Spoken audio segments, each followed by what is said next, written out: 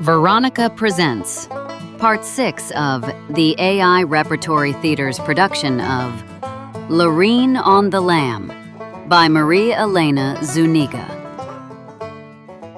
Things are looking bad for Loreen. Real bad. The deaf-mute Bible salesman revealed himself to be a talkative crook and is now forcing Loreen to rob a gas station under gunpoint.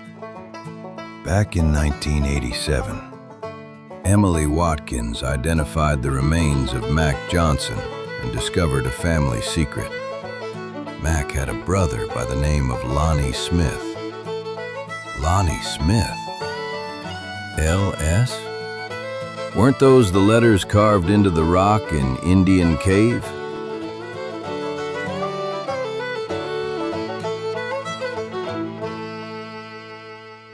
Chapter 23. Summer, 1987. Red Boiling Springs. A loud noise made Livy jump. She roused herself, not sure where she was or why it was so dark and wet. She rubbed her face to wake up, a chill running through her body. A dull ache in her leg caused her to remember. She had come to the cave and tripped. She squinted her eyes to see better, but all she saw was blackness. Another loud noise boomed. A storm, thunder, and lightning. Livy had no idea how long she had been out or what time it was. She wondered if Sammy was looking for her. Outside, the wind and rain howled. Her brother would be mad at her for coming this way. He had told her never to go near this cave. Now he would scream and yell like he did these days. Livy wasn't sure why Sammy had changed, but lately he seemed angrier than he had ever been. She didn't know what to make of those phone calls, or the strange man who came to the door the other day. Maybe Sammy was in some kind of trouble. Looks like I'm in trouble myself. She said out loud in the darkness. Livy screamed for help again, but her cries were drowned by the thunder. She started laughing because she didn't know what else to do. Maybe if she laughed, she wouldn't be so afraid. Sammy sure seemed afraid lately, but Livy wasn't sure of who or what. One afternoon while he was at work, she decided to find out why Sammy was acting so strange lately. She went through his dresser drawers, even though he had told her never to go inside his room. In the bottom drawer, she found his shirts, underwear, and there, under his socks, was a ticket stub that read, "The Last Chance Saloon, Nashville," and a wad of $20 bills. That was strange. As far as she knew, Sammy never went to Nashville, much less places like bars, and he was always complaining about never having enough money. But it looked like he had about $200 there, from what she could count. A crack of thunder startled Livy, who began weeping again. She reached down and felt around her ankle, which now was as swollen as a melon. Every time she tried to doze, the pain pushed her awake. She didn't know how much time had passed until she finally fell asleep, wondering if Sammy would ever find her.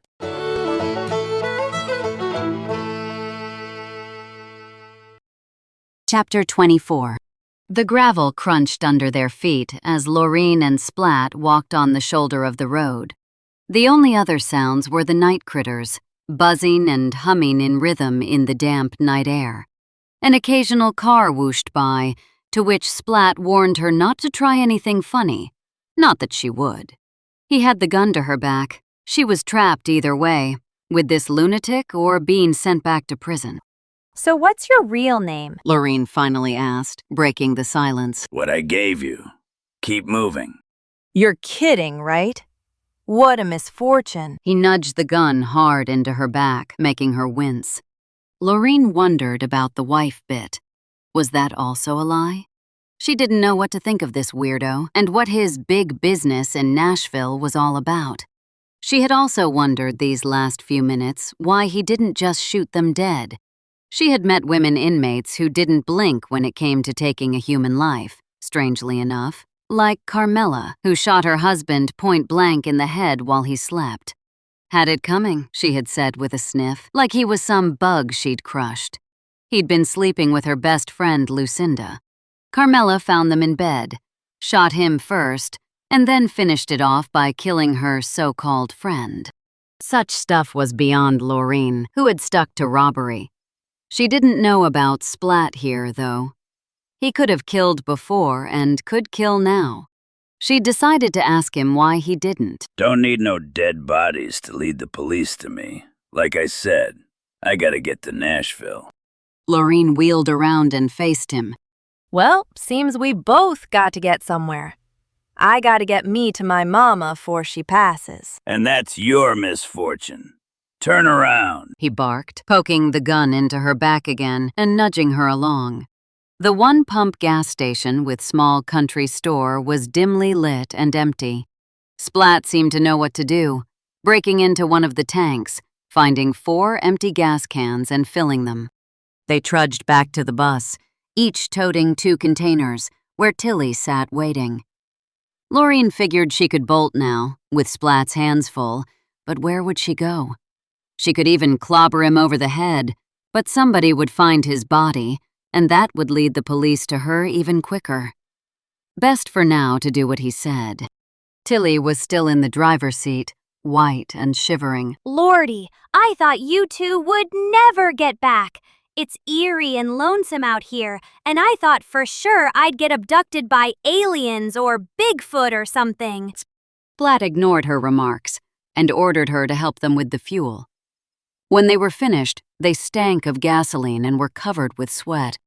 All right, let's get back on the road. Splat said, pushing them with the gun back into the bus. You, Loreen, you do the driving. She hated men giving her orders, but she had no choice but to do as Splat said. As she cranked up the bus, she knew she had to come up with a plan to get rid of this bamboozler. She had to get home to her mama if it was the last thing she did. Which, as the bus rumbled on into the night, Loreen sadly thought it might be.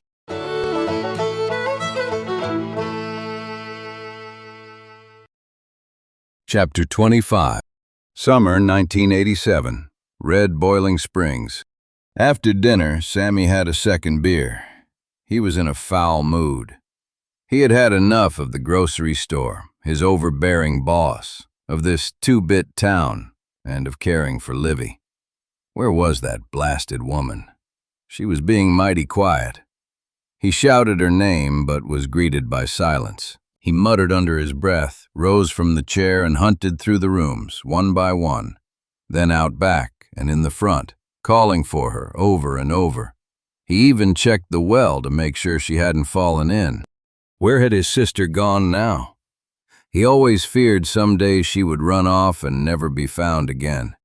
Lord knows he needed his diversions in Nashville to get away from her and his life in Red Boiling Springs.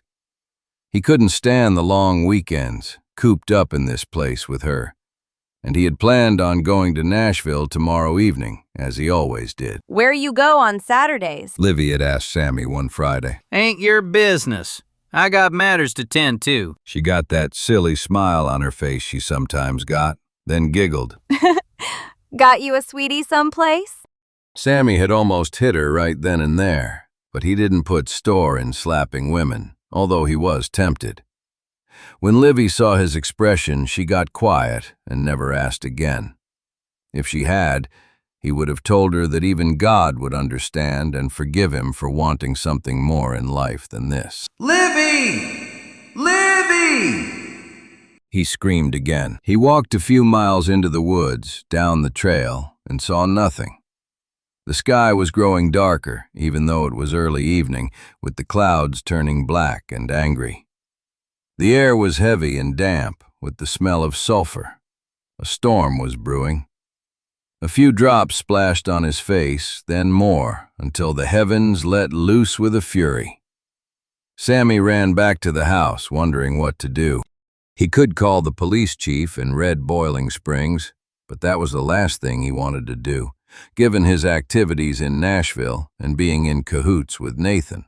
He could even phone the police over in Lafayette, but that wouldn't work either. Maybe Livy would turn up soon.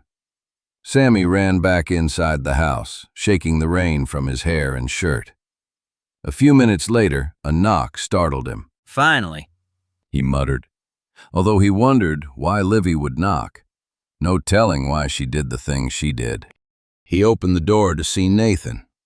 He hadn't seen him in almost 20 years, even though they had been speaking on the phone the last couple of months. Sammy eyed him with some surprise and caution.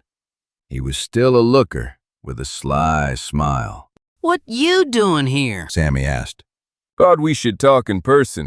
Sammy looked at him again, closer. He had aged, wrinkles around those blue eyes, and a few extra pounds around his middle. Not a good time.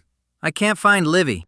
Nathan smirked. She always was running off, but as I recall, she always found a safe place and came back when she was ready.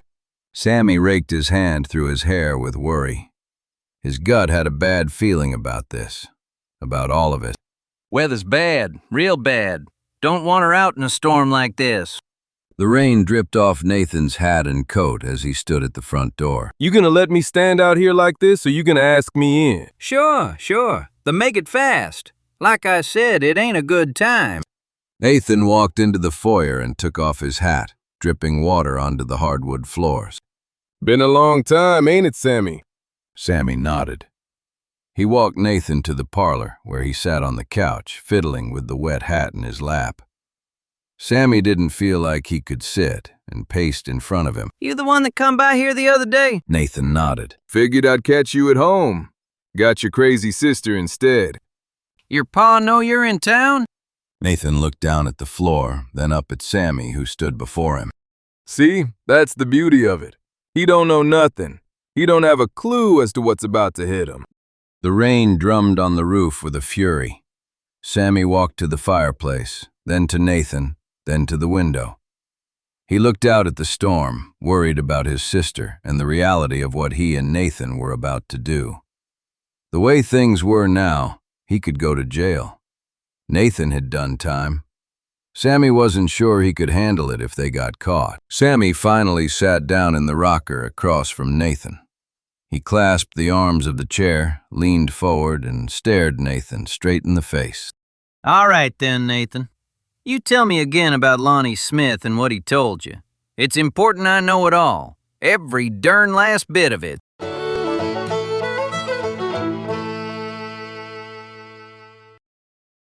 Chapter 26.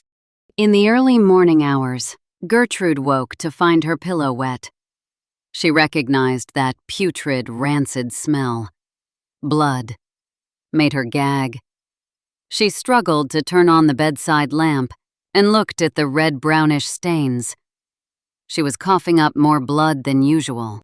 Reaching for another pillow, she propped herself up, her mind racing. Her body felt strange, as if she was inside it, but not entirely. She felt dizzy and off-center, her body in a cold sweat. She thought she saw someone in the room with her mama, smiling at her, then her Aunt Lethe with her stern expression, both disappearing into a mist. Gertrude struggled in her mind about what to do, about the letter, about Loreen. If she was dying, she needed to make sure Loreen found out what really happened concerning her Grandpa Mac, that she knew what she had to do. The clock on the bedstand ticked quietly, breaking the hush of the room. Almost 4 a.m. Funny. That was the time she'd always wake to get dressed for her waitressing at the Donahoe, one of the last of the great hotels with full-length, two-story verandas. It still served 3 solid country meals a day and had been part of the town's resort boom. That was when folks used to come from all parts to drink the mineral waters and soak in them because they believed they had healing powers of some sort. Gertrude put no store in that nonsense, but she was glad it gave the town some business and gave her a job. She always had to be there for the early morning crew, the usuals, the farmers and local businessmen who wanted their biscuits and gravy and strong coffee. Loreen used to sit at a corner table, playing with her crayons or blocks. Better watch out for that one, Cloyd Stewart used to say, looking over at the child as he crumbled his biscuits in his hot coffee. He ran the feed and seed and had plenty of money, but always left Gertrude a lousy $1 tip. She's gonna be a real heartbreaker. She did, breaking her own mama's heart. Now the mind was playing funny games on Gertrude, who felt the end was near. She kept seeing visions of Cloyd and the other townsfolk whispering at the restaurant after she gave birth to Loreen, gossiping about her as if she was the town harlot, as if they didn't have their own dirty little secrets. It was no picnic giving birth, for sure, as she shoved and groaned, her mama and her Aunt Lethe by her side. Gertrude smiled to herself, remembering her angry words at the agony she felt between her legs. Nate Johnson shall not do it to me again. By God, he shall not do it to me again. I suspect he shan't, her aunt had said, in that proper tone she always had. Her aunt had never blamed Gertrude, though. Only that good-for-nothing Nathan Johnson for hightailing it out of Red Boiling Springs and leaving the child without a father. The labor pains were worth it in the end when her mama laid the soft little bundle in her arms. Loreen was a beauty of a baby, a porcelain doll with big blue eyes, fair skin, and wispy golden curls. If only Nate had stuck around to see his own daughter, he would have been proud. Her aunt assured her that it was a blessing that the man had left. No account, shiftless ne'er-do-well, and that any beauty or smarts the baby had surely had come from Gertrude. She wanted to believe that, but it seemed as Loreen grew older that she had taken more after her pa. Oh, Loreen, please get here, child, she moaned. Outside, the morning sky was brightening. Far off, a woodpecker hammered away at a tree. Gertrude began coughing again, spitting up more blood, feeling woozy. She reached for the phone and dialed Emily. She knew she'd be up early, as she had been most of her life, tending to the laying hens, baking biscuits, or doing some other chore. Lord have mercy, Gert, she said. You sound terrible. I am Emily. I need you to get here, and right quick. I think this might be it. With that, she hung up the phone and opened the Bible. She took out the letter and laid it across her chest and began to pray.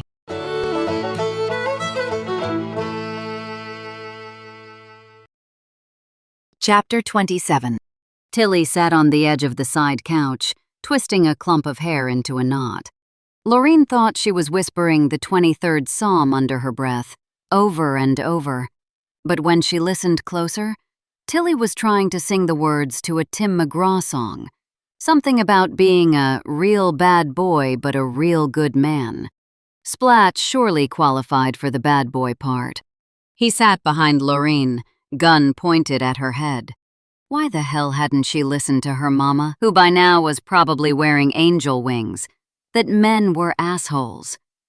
If she had a lick of common sense, she never would have believed his cockamamie story about being deaf and mute. Ahead, the sky was blue-black with a sprinkling of stars. The road was empty of traffic, except for an occasional car whooshing by, its headlights cutting through the night like the eyes of some wild animal. It was almost 4 a.m., and a roadside sign told her they had about 100 more miles before they crossed the Tennessee border. Memphis first, home of Elvis Presley. She wondered if he was really dead, or just wanted to get away from it all and was living like the king he was in Bora Bora, wherever the hell that was. Couldn't blame him if he was. Everybody wanted to escape at some point in their lives.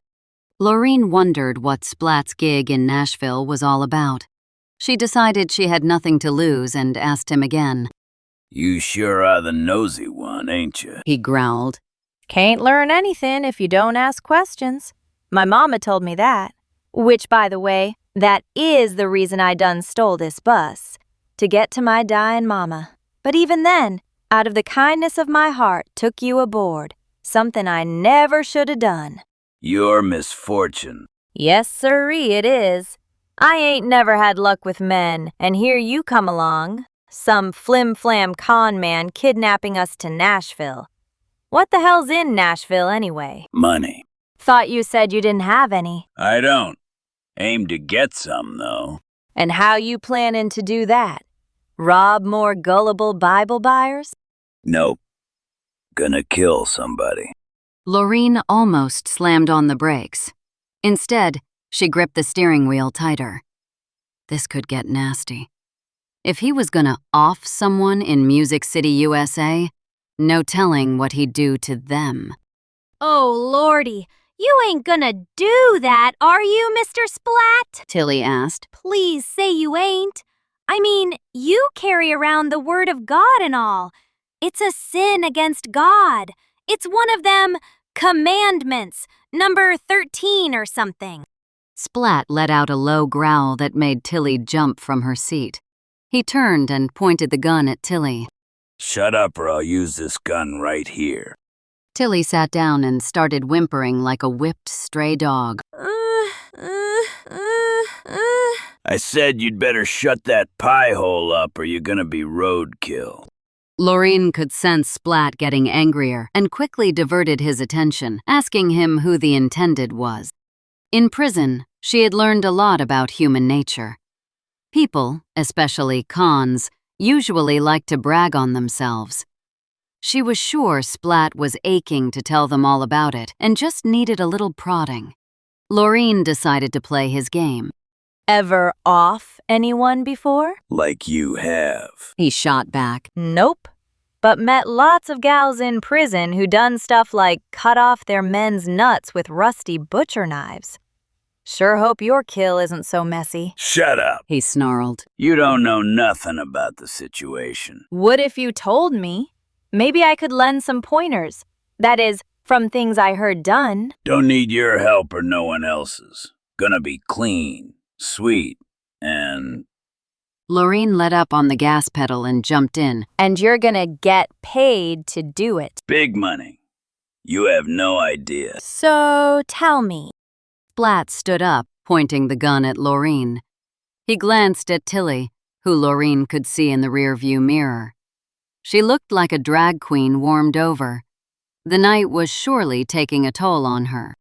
All right, since you're so damn pushy, maybe it'll shut you up. You never know what coincidences are gonna happen or why. He was winding up, getting ready to spill the beans. Loreen watched in the mirror as his face grew twitchy. That old saying is true about it being a small world. Who would have thunk it? Tilly, through her whimpers and God knows why, blurted out, Yeah, it surely is a small world. Like, my beautician's name is Barbara Jean, and one morning she done highlighted my hair because the roots were shot to hell. And well, that afternoon, I'm standing in line at the Piggly Wiggly, and the cashier's name is Barbara Jean. Of all the coincidence in the world that there would be two women with the same name that I meet, just like that, in the same day. And I reckon it's some kind of, what do you call it, cosmic sign or something. Loreen squelched the desire to kill Tilly, probably more than Splat did. He didn't seem bothered by her interruption, though, as he was on a tear with his story. He let out a laugh that was the nastiest thing Loreen had ever heard, considering a few hours ago she thought he was mute. Seems like God or the devil, one, is on my side, ladies. I couldn't believe my good fortune when I happened on your bus. It was like a big old sign from supernatural forces. Once my stealing gig was over at the tent revival, I was heading to Nashville for one of the biggest jobs of my life. Then my car broke down, and you angels came along. You got a deadline, Miss Loreen. So do I. 2 days from now, Nashville. Splat's voice was oddly calm, scaring Loreen. She kept staring ahead, hoping the psycho didn't get trigger-happy. Too late. He walked over beside her and pointed the gun at her temple. Loreen winced and gulped, wondering if this was how her life would end, on a country road in Josh Montgomery's tour bus, with a fake Bible salesman gone mad and a twit of a woman who was now bawling loudly. Splat let out a low laugh and stepped back, breaking into howls. Damn, this guy was bona fide crazy. He sounded like a dog hunting its prey. You'd never believe it if I told you, but since you asked. He paused. Loreen reckoned for dramatic effect. I've been hired to kill Josh Montgomery, He said, at which Tilly stood up, screamed out, Sweet Jesus Almighty! and fainted.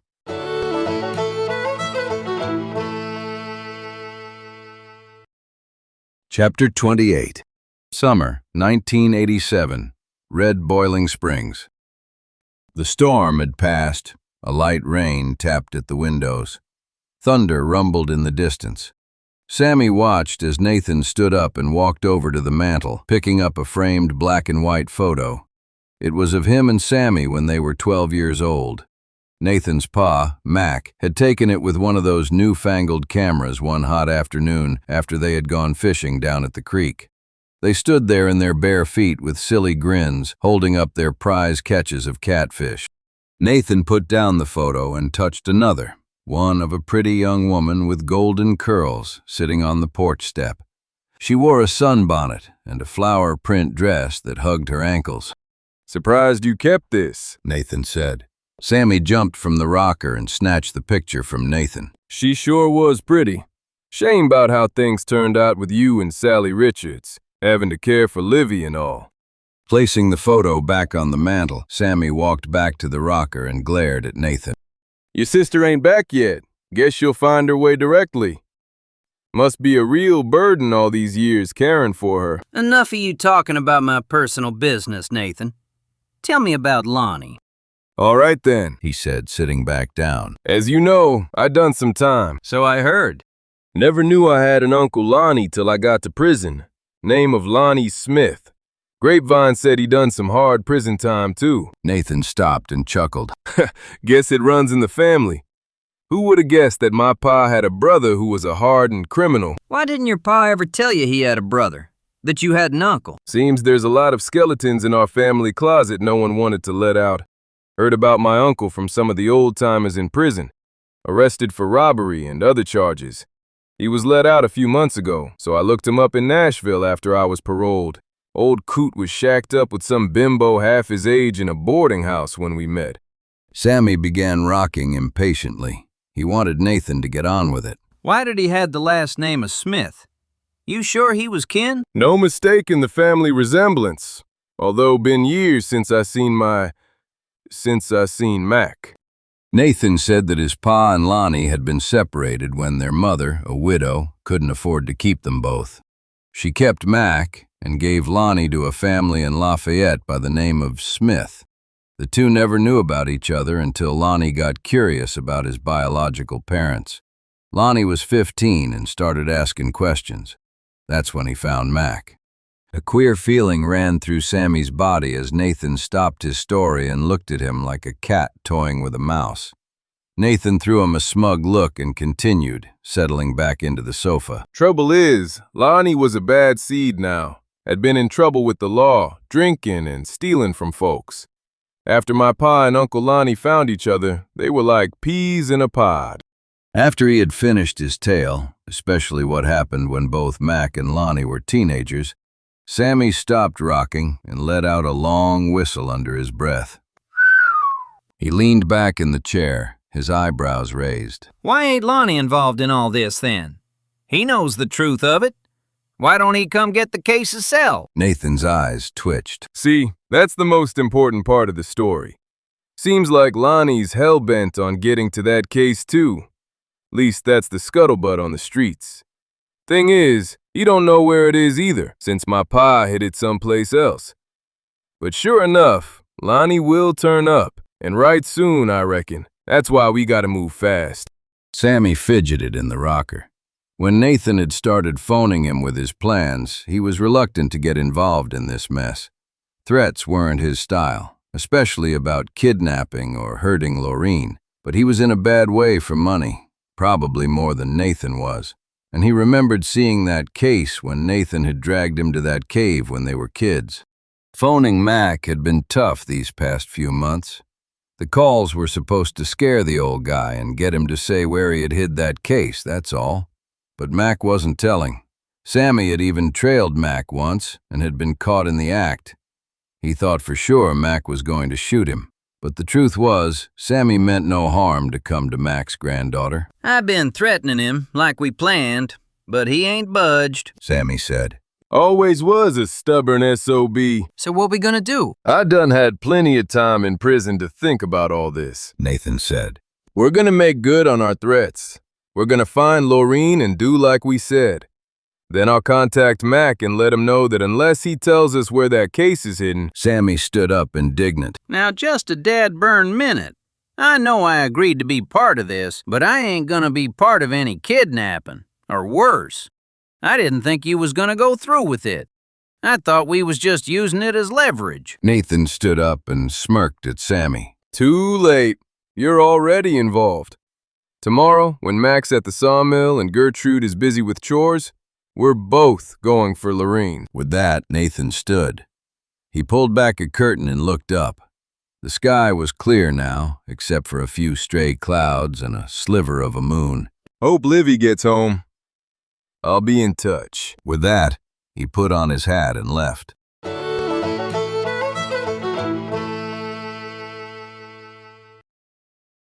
Chapter 29. From what Loreen could tell, Tilly was sprawled out on the bus floor in a compromising position. Splat didn't seem to care about Tilly's almost exposed wares, or helping her.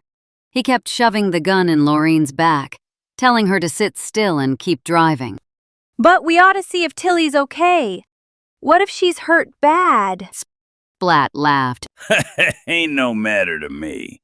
Besides, who cares about that dingbat? Well, she did. Now that was strange.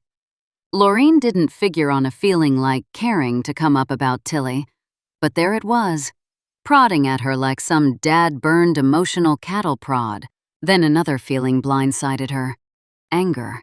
Splat was not only a flim-flam man, he was one of the worst kind, posing as a Bible-thumping Christian who preached God's word but didn't give a rat's ass about loving or caring. Loreen struggled to keep her wits about her as Splat paced behind her with the gun, stepping over Tilly once or twice. Drops of rain hit the windshield. Lightning zigzagged across a black sky, followed by a low rumble of thunder. A rush of warm, moist air from an open side window hit her face. She decided it best to keep him talking, no telling what the lunatic might do next. Bad storm a-coming. Maybe we should pull over. No, we're gonna keep going. The rain came suddenly and hard. Loreen turned on the wipers, struggling to see the narrow country road ahead. She had to focus, not just on driving, but on Splat. Don't you think it's stupid to stay with us? This bus is stolen, and if the police find us, your plans are all over. Flown the coop. Gone. I got no money and no other way to get there. It's a gamble, but one I'll take. Besides, you seem to have it figured out, back roads and all. So far, we've been okay. But why Josh Montgomery? What's he ever done to you? Sing something that hurt your ears? Oh, that's right. I done forgot. You can't hear. Why, ain't you a smart ass for such a pipsqueak? I could have done you and your friend in way back when I first met you, but I reckoned you could give me a ride straight to Montgomery, and that's what I needed. Can't drive this thing by myself all the way. So I need you alive and not dead. Although she really don't count, does she? Splat walked over to Tilly and pointed the gun down at her. Loreen saw it all in the rearview mirror, her stomach sinking. Hey! She yelled, trying to distract him. I'm on the wrong side of the law and done time. Why don't we work on Montgomery together? I mean, I did steal his bus and all. At least it got his attention. Loreen gulped as he walked over to her again, standing next to her. You? He let out a short laugh. I'm a solo act. I was too, until I got you and Tilly Mouth over there. But that's life, you know. Sometimes two heads are better. So how you gonna do it? Splat laughed and scraped his stubbled chin with the muzzle of the gun. Just get me to Nashville. The realization hit Loreen like a bad headache. Once they got there, he wasn't going to part ways with them like he said. He was going to kill them both. She and Tilly could recognize him. They knew his plans. He wouldn't have any use for them. She had to think up something, and fast. She thought about praying, but never had before, and figured God might not consider helping someone who came to him as a last-ditch effort. Still, it was worth a try. Under her breath, she began saying the little she could remember of the Lord's Prayer. Somewhere in the middle of "Thy will be done" came the sound of metal crunching against metal, followed by the bus lurching forward. Splat landed on the dashboard, gun flying, while Loreen was shoved face first into an airbag that mushroomed and almost smothered her. She pushed herself back, struggling for breath. Dang, that was quick, Lord, she muttered. But did you have to be so gosh darned dramatic about it?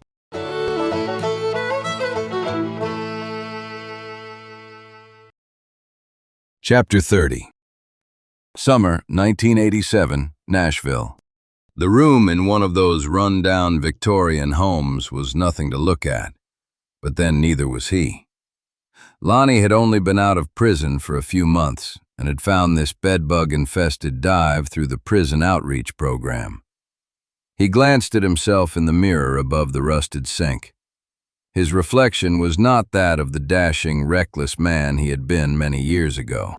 He had grown a belly while in jail because of the bad food, lost some teeth in a fight with 2 other prisoners who wanted to do more to him than he cared for. And now, out on parole, he had found himself a part-time job and a girlfriend. Bimbo was more like it. She waitressed at the diner where he washed dishes. He reckoned she must be pretty hard up to be with someone like him. None of that mattered. He had one goal, one that had filled his every thought those long nights in prison. Heading back to the cave in Red Boiling Springs, the loot was his, all of it, if it was still there. No telling what Mac had done to it. Mac, his brother. In name only, if that. They were kin, but they hadn't been close, not for a long time. He had lost touch with most of his connections, but in prison he had heard tell of his nephew Nathan and how he'd followed in the family's footsteps of crime. He also had learned of Nathan's illegitimate daughter, Loreen, and how Mac doted on his granddaughter. The girl had been his trump card. He had already written letters to Mac from prison threatening her welfare. If Mac refused to tell him where the stash was, he'd make good on his promise to do her harm. Prison time did strange things to a body, and as Lonnie saw it, she was just a bargaining chip, not a flesh-and-blood relation. Then, a few weeks ago, Nathan showed up out of the blue. How he had tracked him down was beyond Lonnie, but ex-cons had their own underground lines of communication. The bastard demanded to know where the treasure was, and insisted that it was rightly his. Stupid kid. He was an amateur. Robbing a fast food joint was nothing compared to the crime he had done. It was all Lonnie could do to stop himself from shooting him and ending up back in prison. No, he had to focus. He lit a cigarette and stared out the greasy window at the street below. Night was closing in, and the street lamps poked pockets of light into the shadows and fell on a few folks on the streets below, some heading over to Printer's Alley or to the Opry at the Ryman Auditorium. He could care less about the music here. He wasn't planning on staying long. He had to get back to Red Boiling Springs before Nathan did. He knew what he had to do, even though he was taking a chance breaking his parole. He didn't care. He had waited years to get his hands on the loot. And if he came across Nathan in the process, too bad. Even if he was kin, all was fair when it came to getting rich. Just let Nathan try to claim what's mine, Lonnie said out loud, crushing the cigarette against the window pane, sparks of red bursting into the air. Let him try, punk. We hope you enjoyed part 6 of AIRT's production of Loreen on the Lam by Marie Elena Zuniga. For more stories, visit veronicapresents.com. You can help us grow our audience by rating and reviewing this show. Loreen on the Lam is available in print and ebook editions on Amazon.com. Thanks for listening.